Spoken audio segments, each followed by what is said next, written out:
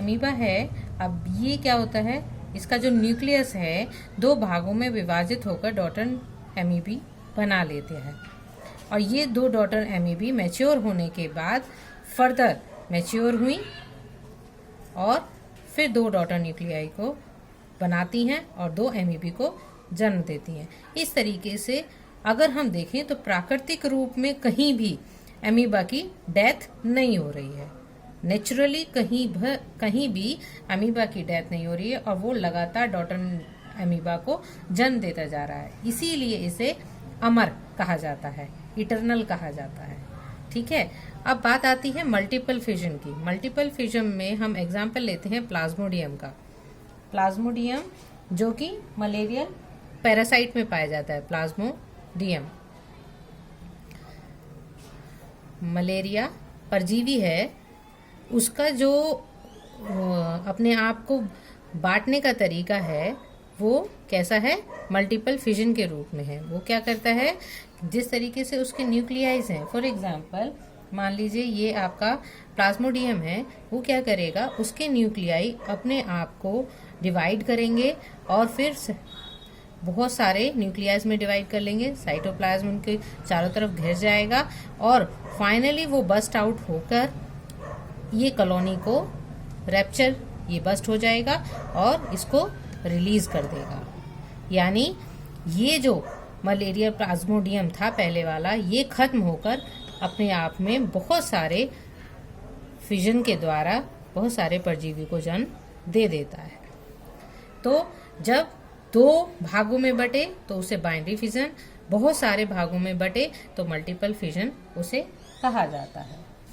समझ आया? अब अगर हम इसी प्रकार से दूसरा टाइप लें तो आता है मुकुलन, जिसे हम इंग्लिश में क्या कहते हैं, बडिंग।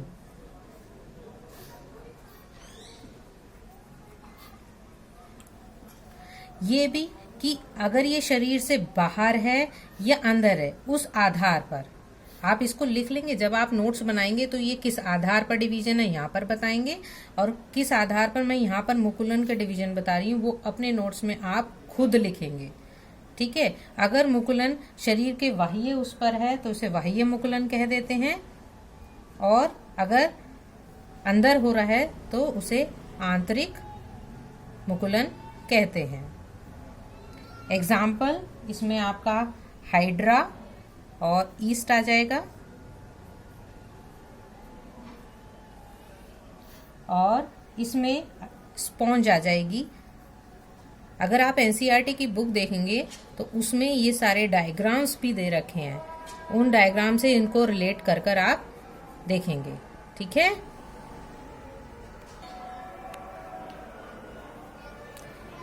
थर्ड टाइप आता है बीजाणु जनन, जिसे हम इंग्लिश में कहते हैं स्पोर फॉर्मेशन।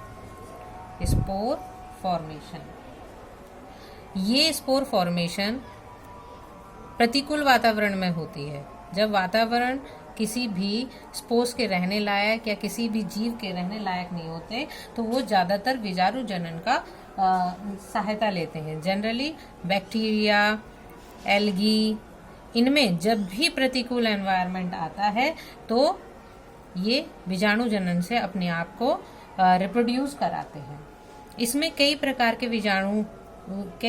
से विजाणु बनते हैं, जैसे चल विजाणु द्वारा, चल विजाणु जिन्हें हम जूस्पोर के नाम से भी जानते हैं।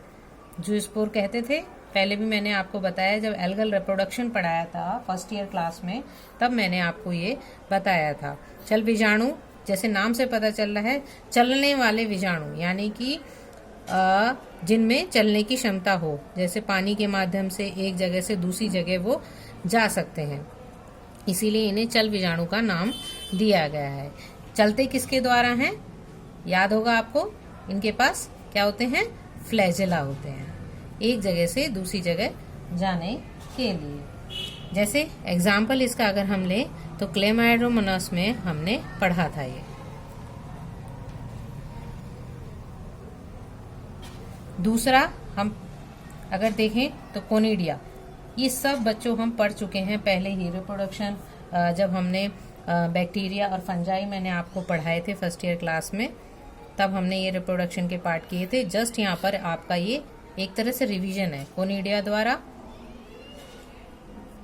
इसमें क्या होता है, ये नॉन मोटाइल होते हैं, चल नहीं सकते और चेन के रूप में बनते हैं। ये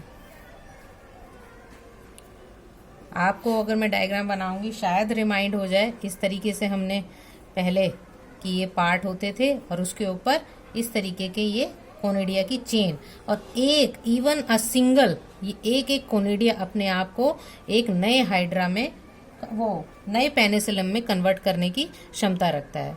न्यू, अगर हम यहाँ बताएं, पेनिसिलम बनाने की क्षमता रखता है। जैसे ही फेवरेबल कंडीशन इन्हें मिलेगी, ये कोनिडिया अपने आप को न्यू पेनिसिलम में चेंज कर लेते हैं। अगर हम अब चौथा हम अगर पढ़ें तो वो चौथा है फ्रेगमेंटेशन। फ्रेगमेंटेशन यानी खंडन। नाम से ही पता चल रहा है खंडन मीन्स, फिर से यहाँ पर हम किसकी बात कर रहे हैं, विभाजन की। अब एक बात आ जाती है, पीछे हमने पढ़ा था फिजन, विखंडन और खंडन, इनमें अंतर इतना ये है कि वहां पर न्यूक्लियस का डिवीजन था, यहाँ पर पूरे पेरेंट सेल का टूटना होता है। जैसे स्पायरोजायरा में क्या होता है, मान लीजिए ये स्पायरोजायरा का फ्रेगमेंट है पूरा, ये कहीं से भी टूट जाता है और अपने आप को एक नए फ्रेगमेंट में कन्वर्ट करने की क्षमता रहता है। दैट ये वाला डिवीजन क्या कहलाता है, ये खंडन कहलाता है। टूट गए सिंपली, कितने ही पार्ट में टूट गए और हर एक इंडिविजुअल पार्ट अपने आप को नए पार्ट में बदलने की क्षमता रखता है। अलैंगिक जनन, हम ये सब जो पढ़ रहे थे ये उसके टाइप हैं। ज्यादातर हम कह रहे हैं निम्न स्तर के प्राणियों में ये पाए जाते हैं, लेकिन अलैंगिक जनन जब हम पौधों में बात करते हैं, पौधों में अलैंगिक जनन को हम प्राय किस नाम से जानते हैं, कायिक प्रवर्धन के नाम से जानते हैं। कायिक प्रवर्धन, vegetative propagation, vegetative propagation. Vegetative propagation कायिक प्रवर्धन है कि किसी भी पार्ट से, प्लांट के किसी भी पार्ट से हम उस पौधे का निर्माण करें। हमने ये बहुत अपने आसपास देखा है बच्चों, जैसे धूप घास देखी है आपने, धूप घास में क्या होता है, जहां से भी वो टच करती है वहीं से वो जड़ पकड़ के एक नया प्लांट अपने आप में कन्वर्ट कर लेती है। ऐसे ही आपने ब्रायोफिल्म देखा होगा, ब्रायोफिल्म की जैसे ही पत्तियां नीचे जमीन में टच करती हैं वहीं से एक नया पेड़ बनना शुरू हो जाता है। तो ये सब किसके एग्जाम्पल हैं, कायिक प्रवर्धन के एग्जाम्पल्स हैं। ठीक है, ये दो प्रकार से हो सकता है, नेचुरल एंड आर्टिफिशियल, प्राकृतिक और कृत्रिम। या तो हम करा सकते हैं या ये नेचुरली हो सकता है, जैसे प्रकृति में हम जनरली देखते हैं। आर्टिफिशियल कैसे, जिस तरीके से हम देखो गन्ने की खेती करते हैं, आलू की खेती करते हैं, उसी के पार्ट को हम काट कर ग्रो करा देते हैं। नेचुरल में मैंने आपको ये एग्जाम्पल बताए हैं और इसका डिटेल आप एनसीईआरटी की बुक में से और ज़्यादा देखकर नोट्स बनाकर मुझे बताएंगे खुद पढ़कर, क्योंकि ये सारा बहुत आप लोगों ने कई बार पढ़ चुके हैं और जस्ट ये आपका फिर से आपको रिवाइज करना है। और नेक्स्ट वीडियो में हम पढ़ेंगे लैंगिक जनन।